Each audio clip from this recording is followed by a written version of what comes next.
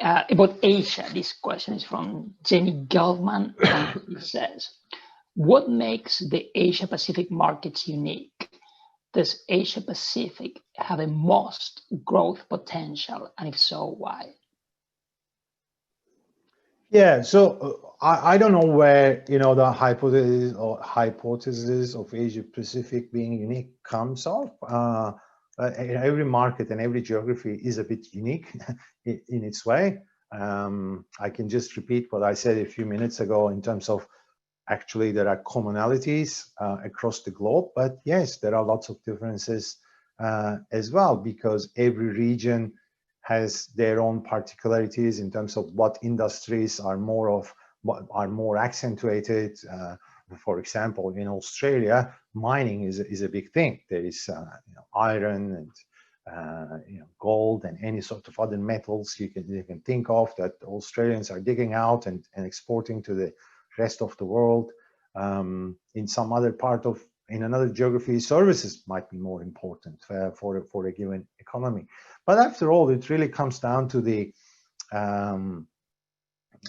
general economic setting and the political environment in which certain markets are applying their own fiscal policies, how they stimulate and incentivize private businesses to flourish, how they drive consumption and GDP. Those are the things, and you will remember again, George, and I'm sure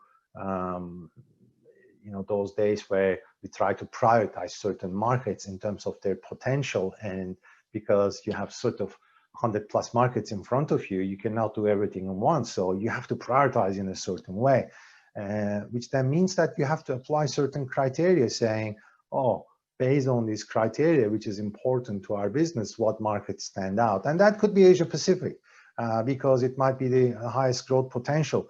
And actually, over the last probably about 5-6 years, Asia Pacific stood out in terms of its growth potential vis-a-vis other markets. If you go back 10 years ago, we had something called BRIC, which was Brazil, Russia, India, and China.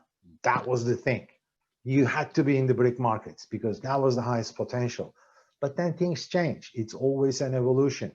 And in the last 5 years, it's been more about Southeast Asia. China is always there. China is always the elephant in the room, right? So China never loses its importance. Let's just park that fact.